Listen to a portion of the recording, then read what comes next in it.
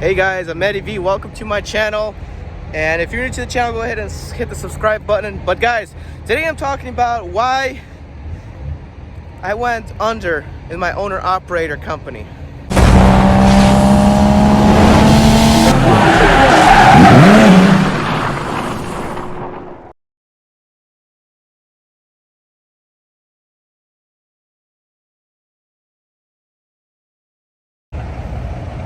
Okay guys, I'm behind my truck, but there is some other truck doing step deck in this Arizona location by Phoenix, Arizona. There's a lot of good looking trucks out here today with a lot of custom sleepers that I want to get video of and put on my channel.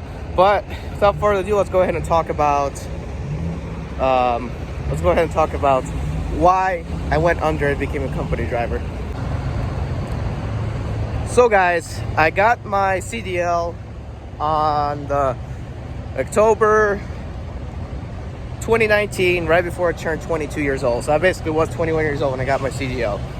In November, I got hit up with a step deck trucking company, and I started working for this guy. And guys, so here's what happened that you got to realize. So I started working for this guy. This guy had several trucks, and he was an owner-operator.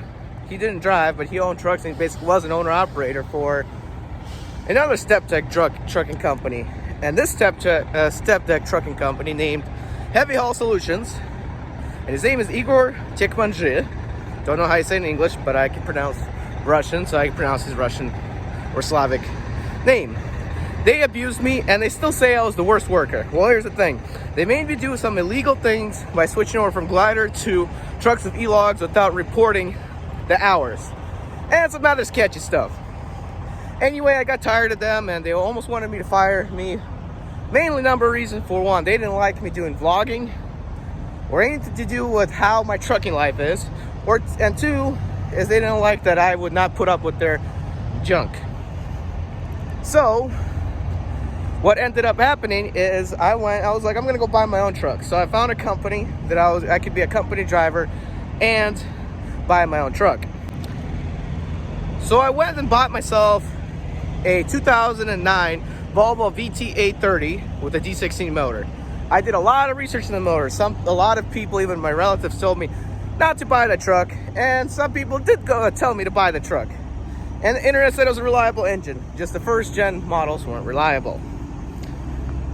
So I decided to go buy it anyway. Bought it for $30,000 in I don't know what the name. It's a little town in Kansas. I can't figure out the name. But anyway, I bought it there from a used dealership. It ran smoothly, ran fine. Spent $30,000 on it. Then I went ahead and spent $5,000 on the maintenance and labor and parts like airbags, shocks, cabin airbags, PM services, alignments, clutch adjustment, all that. So that spent about $5,000. First trip went fine, and on my first trip, a sensor went out for my DPF. It only cost me $200. Fixed it. Next trip went out. I came back. Huge electrical issue when I started up the truck when I came back from my second trip, and huge knocking noise I had on the way back. Went to the shop. It took them 2 weeks just to do the electrical, and just to realize it didn't need a valve adjustment. It needed a camshaft, a bunch of rocker arms that would cost about $2,000 in just parts. So I'm like, okay, let's go take it to another mechanic. I took the truck to another mechanic, and we later found out when he opened up the back head and the engine, he had the bull gears and the gear train had some missing teeth on the gears. So I went with another mechanic and ordered a used D16 motor with 400 and something thousand miles on it. It came from a wrecked truck. Got that replaced. It took about 3 months for him to do it. So the truck's been in the shop at this point from August to January. Count up the months, that's like 5 months. Got it out of the shop, went on my first trip, did not want to do a regen. Somehow, luckily, it didn't go in derate mode, made it back to the shop from Texas, and to a Charlotte shop in Texas. But first, I missed this part. Before I even went on my first trip, I had the injectors changed. So after I got the injectors changed, that's when I went on my first trip and realized that it would not do a regen. And why, you say, was it I had to change the injectors? Well, it's very hard to start. With these Volvo engines, they're gravity fed, so if you lose the suction, it's gonna do some hard starting. You gotta pump the fuel pump, prime everything, and redo again. It's a big hassle. Well, anyway, got the injectors fixed, went on my first trip, and I came back luckily to Charlotte somehow with it on D-rate mode. Got it there, they were figuring out, they changed EGR valve, which was never bad. They changed all kinds of tubes, all kinds of sensors, DPF filter. Still, the truck would not go into regen. And you may ask, what happened? Well, here's what happened, ladies and gentlemen. The engine that I was sold to by, what's the name? JJ Rebuilders in Miami, Florida, so don't ever buy it from them, was a deleted engine. If I knew that it was deleted, I would have just went on and deleted the computer and everything would have been okay.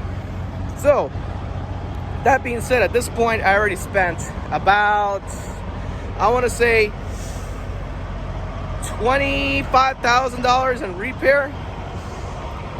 So I had that fixed, $25,000 in repair, and I started trucking for 3 months straight. I paid back all my labor costs and parts costs and loans, except for the truck, which is still owned about 20-some thousand.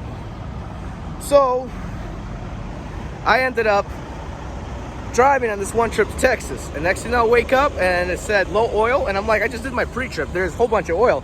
So it's full level on D16s, never really use oil. So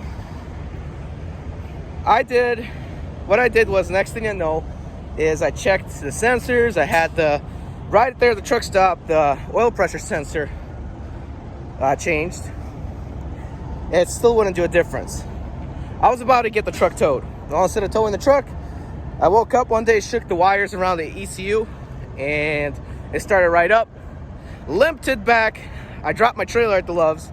Had another driver pick it up, company driver, so I didn't really get paid for that load. And I limped it back all the way to Commerce, Georgia. It took about a month just to find out that it was a computer that went completely out, and replaced the computer for around $2,000 altogether with labor and stuff like that.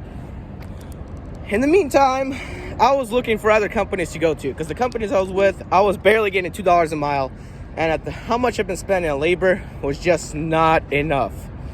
So at $2 a mile, I was just company driver there. What also happened is that I was renting a truck from them, and then they took it away from me, so I was just company driver, and I was like, that's it, I have to go.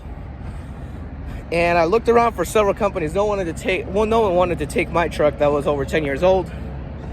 I'm pretty sure if I did some more research, I could have found a company, but at that time I was in a rush and I didn't find any. So what ended up happening, I went back to the first guy I was with. He's a really good guy. True Holland is the name, and he went on his own. He's no longer with that sketchy company, Heavy Haul Solutions. He's on his own, treats me well, and I'm just company driver there. And I sold the truck again, just to come out even. I was literally about to go bankrupt on that truck. That is my story. Now, do I want to become an owner-operator again? Yeah. Will I? I don't know. And I'm just aiming to keep on saving up money, and hopefully someday I will become an owner-operator again. But this time, I'm still as a company driver. So here's the final say in what actually happened. Bought the truck for $30,000, spent $5,000 in repair. I'm $35,000 in.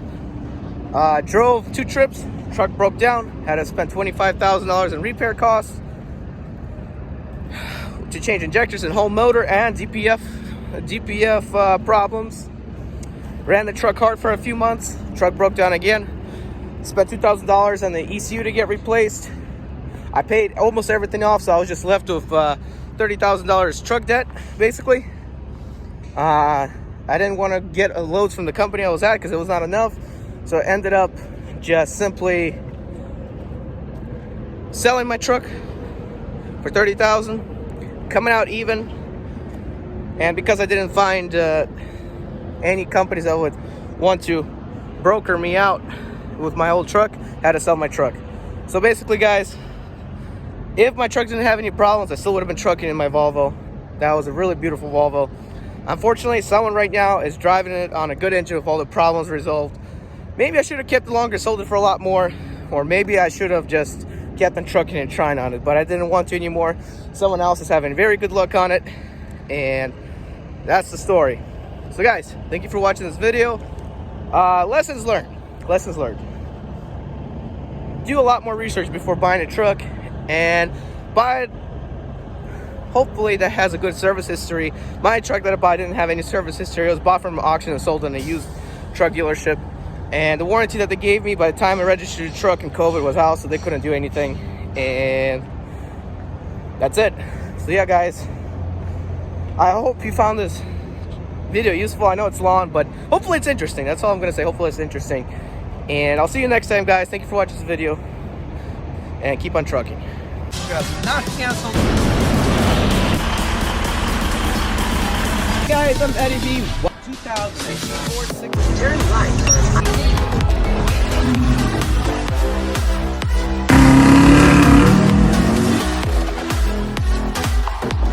This particular package, drive an attempt on the 6 Series.